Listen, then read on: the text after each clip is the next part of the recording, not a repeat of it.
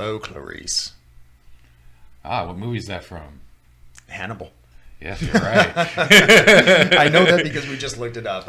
Anyway, folks, today we're going to be talking about the Mandela Effect. And if you don't know what that is, then I'm surprised you're here, actually. But if you don't know what that is, it's basically it's a misremembering of common things, and it's kind of a mass misremembering of certain things. So anyway, we're going to get to that in just a moment on Black Lotus.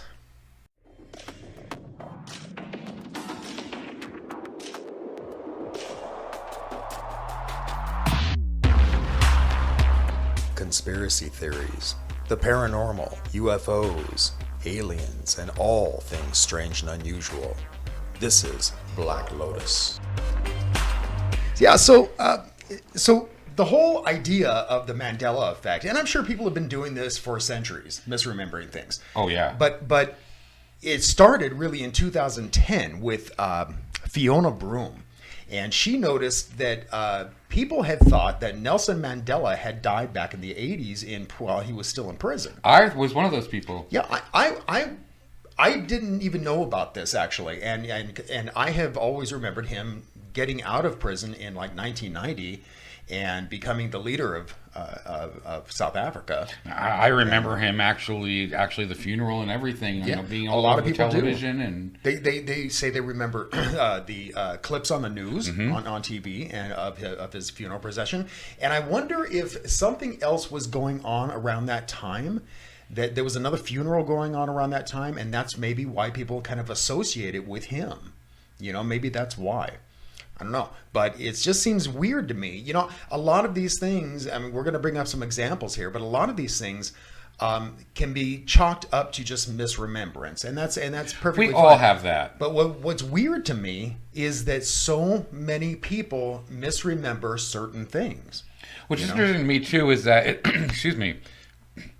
Not only do people misremember things, we misremember different things. It's not like we all have the same mismemories. You might think that some of these Mandela effects that we bring up are like, oh yeah, no, that's wrong. I remember the correct way. Mm-hmm. But then some of them you're going to go, oh my God. Yeah. But when you show it to somebody else, they might do the opposite. Some of them they're going to go, no, that's not right. Well, let's go back for a moment and talk about that thing with Silence of the Lambs with Hannibal Lecter. Good way. A lot of people think that he said, "Hello, Clarice," and one of the ways that this misremembrance has been perpetuated was we just looked this up and we found a video out there, and it's of Hannibal Lecter in the jail cell while she comes in and he says, "Hello, Clarice," and then but it's been edited, and it's obviously been edited because then she says, "Dr. Lecter, I'm Agent Starling with the FBI." Da, da, da. Now that doesn't make sense in the flow of that's it. not a good flow clip, you know,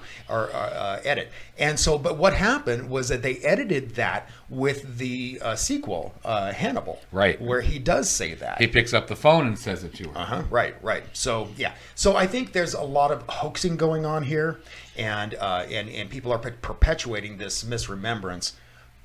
But that way, you know. On some of them, I swear they're real. There's something going on. Yeah, some of them are hard to explain, if they could be explained at all. And there's a lot of different explanations behind it, and we'll get to that a little later. But I think what we should do is, you know, once Fiona Broome came out with this theory that everybody was misremembering this Mandela effect, then suddenly all these other examples started popping up. Right. So you said you got some examples like the cup o' noodles. Right. That's a big one. Okay, yeah, everybody remembers that, right? It said cup o' noodles. Yeah. It doesn't have the O in it. Yeah. It's cup noodles. And it is. It's cup noodles. And I had to actually go to the store to prove this to myself because I swore that it was cup o' noodles. What I find really interesting is if you look it up online and try to buy some online, you can go to Amazon and buy cup o' noodles. Mm. I'm thinking, oh, it's just, you know, different brand or something. But you look down and it's actually cup noodles. Even as a title, they have gotten it wrong. Mm-hmm, mm-hmm. So was it once cup of noodles and then something happened and now it's all cup noodles? Yeah. We lost the O. Yeah. One of the ones that, because I'm such a huge Star Wars freak, is the Luke, I am your father. Now I knew better than this because I've seen this Star Wars. I've seen the Star Wars series at least 10 times. I swear to God, the whole thing, you know. And so I knew what I know what he really said. No. But everybody says they misquote him and say, Luke, I am your father. Well, that's not what he says. He says, no, I am your father. That was in your universe, because in my universe he said, Luke, I am your father. No. How about the Timmy and the well thing? That one's another one too. I don't know much about that one. What happened? You know, from Lassie, you know, it's like, oh, what's wrong, Timmy? Did Timmy fall in a well? Right. There's no episodes about that. That's never happened. Really? And there's nothing said about that. Not even jokingly. I wonder how that got started. That's I wondered. That's what makes me wonder about a lot of them. Some of them I can understand, like the whole "Hello, Clarice" one. But how does something get started that's never existed? Or Lucy, you got some splaining to do. He never said that. Ricky never said that either. Yeah. Huh. I swear he did. I remember that when I was a kid. I kind of get the feeling that a lot of these things span back to 80s comedians. I swear to God it does. And like, for instance, we're going to be talking about this here in a minute, but the thing with Sally Field when she accepted the Oscar, Right. that was actually brought up in a skit by Robin Williams, and it was a pretty famous television show that he like a special he had, and he said that. Okay. And so I think that's how that got transferred. Well, you're talking about Star Wars. You know, C-3PO. He's gold. Yeah, he didn't have a silver leg. Yeah, he did. No, I'd never. Now that I see it and I see him with this leg that's silver, it just stands out and looks so odd to me. Yeah, now that you notice it. Really looks odd. It's like, no, that was not like that. Or Fruit of the Loom. You know, they have all the fruits in the cornucopia. There's never been a cornucopia on it. That's the one that blew my mind, actually, because I always remembered the cornucopia. Yeah. You know. Not on all of them, but yeah, I remember that. So there's some very, very strange things. Well, let's get to some of the more famous ones, the more popular ones. Like for instance, let's talk about Kit Kat. Yeah, that one got me too. Does it have a dash in the middle? Does it not have a dash in the middle? I always thought it had a dash. I did too. Yeah. No dash. Yeah. No dash.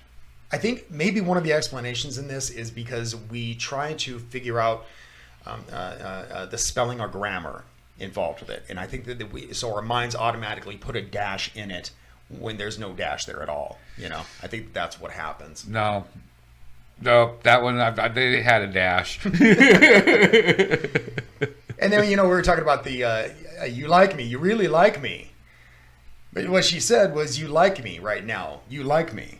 Which really makes a lot more sense, really, because you talk about Hollywood. You like somebody for the moment, right? You know, so again, I is this one of those though that somebody said that you like me, you really like me, and we all picked up on that because it kind of flows better than you like me right now. You like me? Yeah. I don't know. I mean, like I said, there was Robin Williams had a special back in the '80s, and it was a stand-up special, and he did a whole skit on this. You like me? You really like me? This and that. And so I think that's where it got ingrained in people's consciousness, you know. But and then there's a lot of Disney ones, but let's talk about a lot of them. Yeah, let's talk about the mirror thing. A lot of people think it's mirror on the wall, but it's actually magic mirror on the wall. And this actually harkens back to the original story of Snow White, and the evil queen says magic mirror on the wall. I've never heard magic mirror. And you know what I find very, very odd? Okay, I'll give it, okay, if it's in the movie and you go listen to it, yes, it says magic mirror. Then why, if you look up mirror, mirror, or you go to Disney to buy a shirt, it says mirror, mirror. It doesn't say magic mirror. Everywhere on the internet, it says mirror, mirror. And that's one of the things that bothers me about the Mandela Effect. I can understand misremembering, but why is it misremembering to the point where there's things on sitcoms about it? I mean, The Simpsons do all kinds of skits, and they use all these Mandela effects that you go back and go, that's not right. Why would Disney sell product that says mirror, mirror all over the place, but they have nothing that says magic mirror? Yeah. So they're misquoting themselves? Yeah. Why? I think it may be because they're catering to the masses. You know, I mean, they're not trying to promote the Mandela effect necessarily, I think, but because so many people remember it as mirror, mirror on the wall, they just go, okay, if that's what they want, that's what they get. It's like Mickey Mouse with suspenders. Mickey Mouse has never had suspenders. Yeah. But you can find pictures. He had overalls on him, one of the things I remember. But it doesn't even look like suspenders. But it's not suspenders. Yeah. I mean, maybe they got it confused because of the straps for the overalls, but even then. In the very, someone always says, well, quotes me on this one, because when I bring this up, they said, yeah, and it was in Steamboat Willie.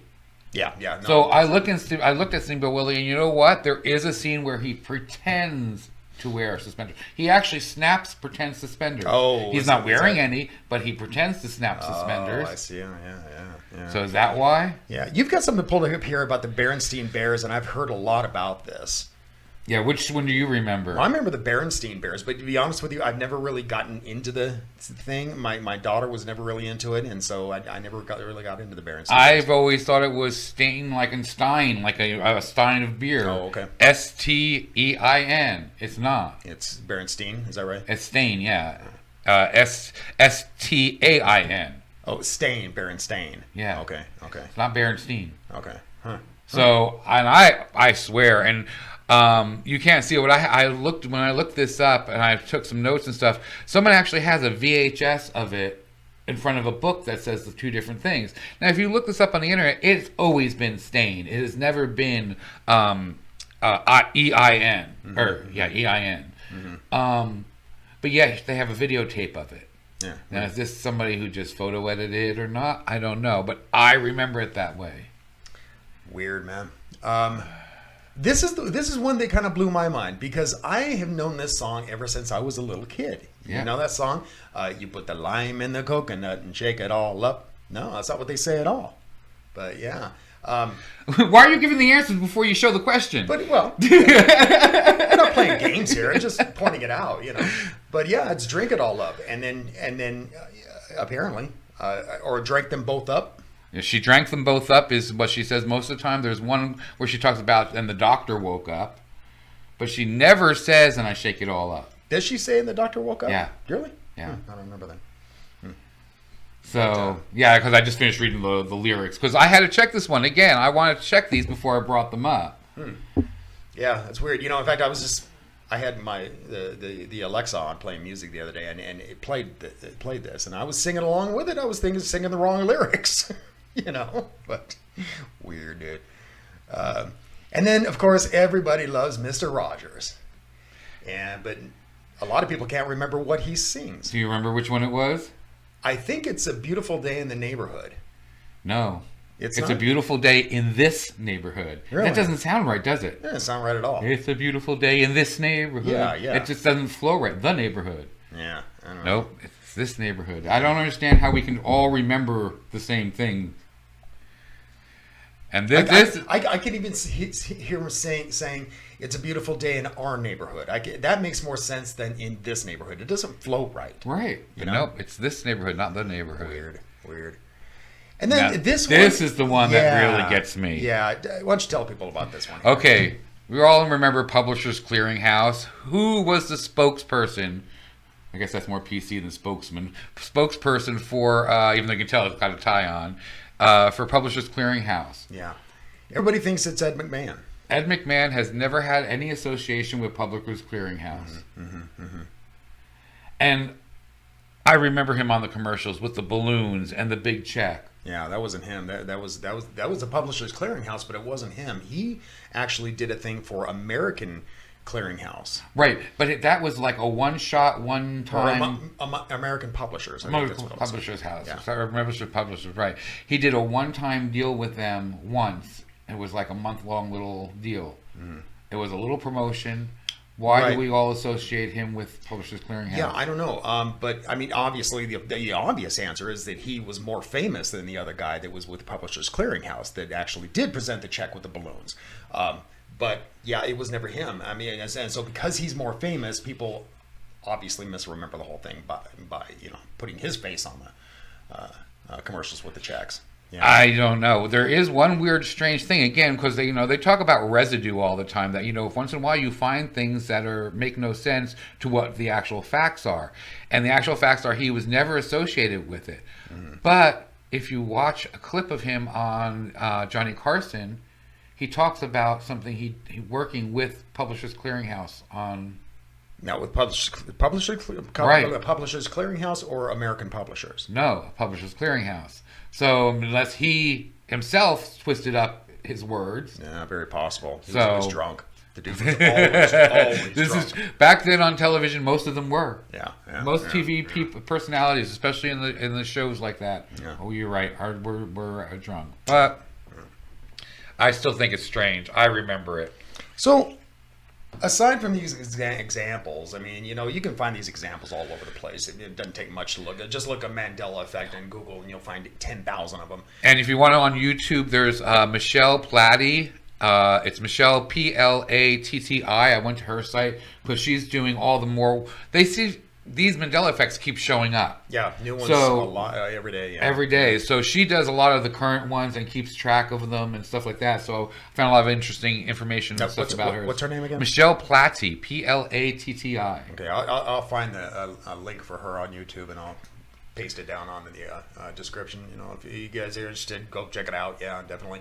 And it's worth checking this out, I think, because when we had done a Mandela Effect show when we were under Pop Views, and it's one of the ones that got lost. And Ralph said, "Let's do this again," and I was like, yeah, I don't know, man, because it seems to me that it's too easily explained away, a lot of them.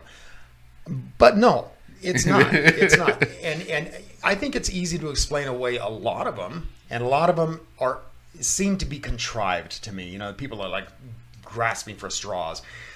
But a bunch of them out there are just really, man, I mean, blew my mind. Right. So Exactly. yeah. But anyway, let's talk about the reasons behind this thing. I think the first thing I want to talk about is I want to talk about that boy genius, Max Laughlin. Folks, I'll drop a link to his video too. It's very interesting. This kid, how old is he? He's like 13? Yeah, 12 or 13, I think. Yeah. Well, he was when the video came out. Right. The video came He's out, older now. I want to say maybe a year or two ago. But yeah, this kid, he's like a super genius. I mean, I've heard some people liken him to the next Stephen Hawking. But he's just this young kid, and he has this really strong grasp of physics. And I mean, this kid's really going to go somewhere, if he continues on with the way he's going. But anyway, his name's Max Laughlin, and he seems to think that this whole thing was caused by CERN, the collider. Right. He thinks that not when we did the collided to the collision of the what do you call them, neutrons, nucleus, or Right, whatever. When that happened, it caused our world to explode and disappear, and immediately we were transferred into another universe. Just another, like a parallel dimension. Right. His thoughts are like, if this is one universe, there's another one right next to it, and then inside that one there's another line of those, and in between those lines there's an infinity number of lines, and it just keeps going. Mm-hmm. And then when it happened, we kind of just got collided into another one. So now half of us are from one universe and half of us are from another. Uh-huh. And our memories are all collided together, so we're remembering things different. Yeah. I mean, I suppose I can't say that I believe that, but I can see the plausibility behind it.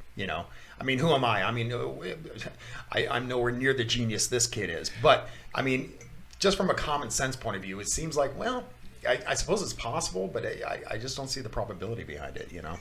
But I can definitely see us grazing another universe, though, and some of our memories getting all wishy-washy around. I mean, we've talked about this in many different shows, but how can you not think that maybe we're the only type of universe? There might be other dimensions out there. I think it's all been proven that there are other dimensions. And if there are, then I could see how we could have different things. And basically what he's saying too is that every possibility is out there of every combination of effects, including one that no universe and no humans even actually exist. Okay. So if that is possible, then yeah, I can see a Mandela effect definitely happening. Yeah. Well, possibly. Yeah. I mean, like I said, we never disregard anything because of the outlandishness of it. But I mean, because I think, again, you should always keep an open mind about things like this. And so yeah, I don't know.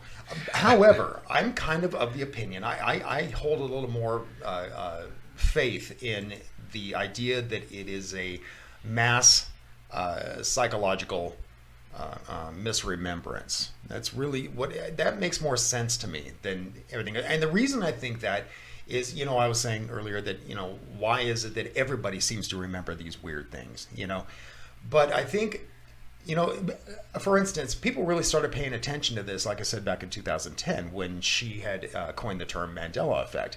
Then people started noticing all these other things. Well, isn't that interesting? And it blew up on the internet. So I think the internet reinforces these misremembrances.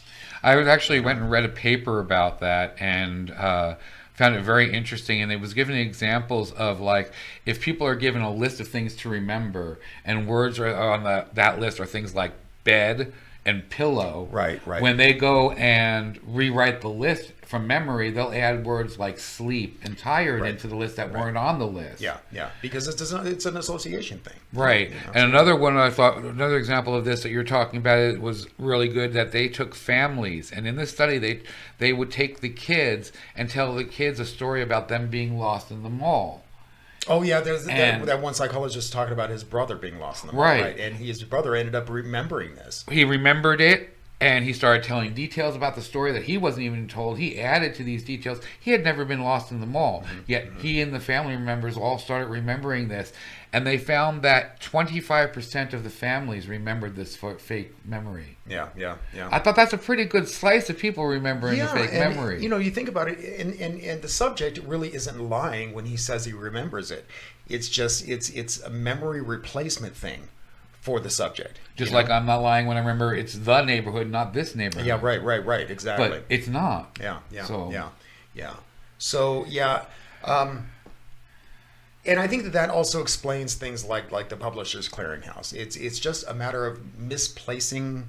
Like, for instance, the Ed McMahon thing. Ed McMahon was certainly more famous, like I said, than the other guy. So, and because Publishers Clearinghouse was more popular than... Well, there was no actual other guy either. I tried to look that up, and there is not a actual spokesperson for it. No. They use different people each time in business suits. Right. So, but what I'm saying is the Publishers Clearinghouse was more popular than American Publishers, and yet the more popular guy, the more popular spokesman, was on American Publishers. So people just got the two intertwined. I think that's what happened in that case. But so there's a lot of different explanations out there for this thing. I mean, and some people even say it has alien influence, that aliens have played with our time line. And other people think that it could be time travelers have screwed it up. I don't know if I buy these explanations. The time traveling to me would make more sense than the aliens messing with our mind type one. Yeah. I mean, I could see now if the time thing, especially with CERN and stuff like that, if we went back in time and then came back, and we would be remembering things different than we remembered last. Right. And they collided. Yeah, I could see that more than I don't think aliens. I think aliens are messing with us enough. They don't need to mess with our minds in that aspect. Well, the whole idea behind that is that we were on the brink of world destruction, and so they screwed around with our timeline to prevent that from happening. That's the idea behind it. So in this timeline, we spell Fruit Loops with 2 O's, and the other one we spell it fruit like in fruit. Well, and see, that's the idea is that even though they messed with the major timeline, things got changed in the process, kind of like there was a glitch in the Matrix kind of thing. You know what I mean? So yeah, I don't know. There's definitely been a few glitches in the Matrix, I think. Yeah, like I said, I have a lot of doubts about this whole theory. I personally, I think it's most of it is easily explained away by way of psychology, but that doesn't mean it's not happening. I mean, and so I would definitely encourage you to check out that lady's again, her Platty? Michelle Platty, yeah. Michelle Platty, and again, like I said, I'll drop a link down in the description about this. I would definitely check her out, and because I mean, some of the things that she does bring up are hard to explain away. Even through psychology, through CERN, through anything, it's hard to explain any of this, a lot of this stuff away. So I would definitely encourage you to check that out, and look into it further for yourself.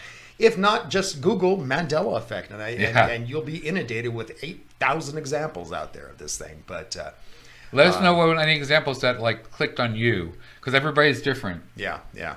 Something I want to point out is we found this image that we're using for our green screen today, and we were looking for some sort of green screen thing that would pertain to the Mandela Effect. And what this is behind us, if you don't already know, it doesn't have our logo on it, obviously.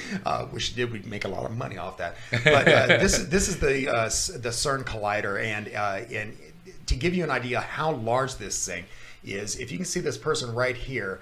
That's a person right here. Just that. I bet you this whole episode they didn't even notice that guy standing there. Yeah. Oh yeah. Yeah. And I mean, this thing is monstrous, and it goes for how many miles? 70 miles. Is it 70 miles? It's just huge. You know, and they have these atoms that'll collide within the thing. I mean, they're going at these supersonic speeds.